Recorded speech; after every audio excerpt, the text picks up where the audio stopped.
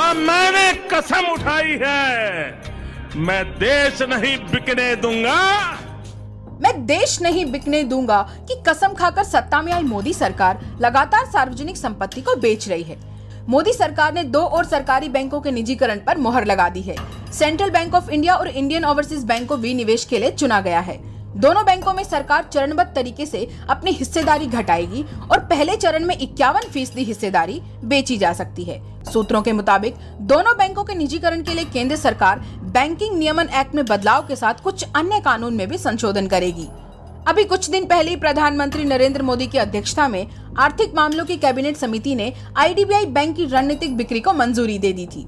गौरतलब है कि वित्त मंत्री निर्मला सीतारमण ने बजट 2021-22 में विनिवेश के जरिए 1.75 लाख करोड़ रुपए जुटाने की घोषणा की थी। निजीकरण के लिए चुने गए दोनों बैंकों का कुल बाजार मूल्यांकन 44,000 करोड़ रुपए है।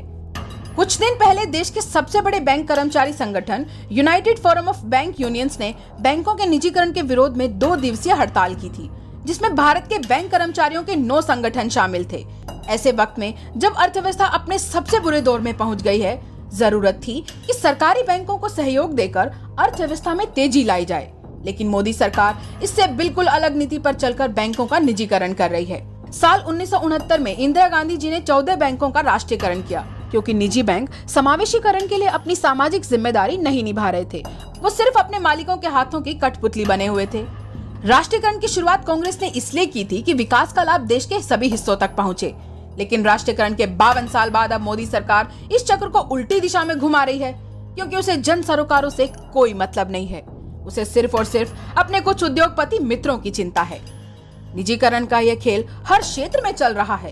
कांग्रेस की सरकारों ने कड़ी मेहनत से सार्वजनिक संपत्ति को बनाया।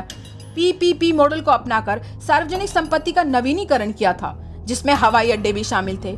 सरकार उसे भी निजी हाथों में दे रही है। निजीकरण का यह खेल हर हाल में रोकना होगा, क्योंकि इससे फायदा देश की जनता को नहीं बल्कि कुछ लोगों को ही होगा। अगर निजीकरण का यह खेल नहीं रुका तो पूरा देश बहुत जल्द निजी हाथों का गुलाम बन जाएगा।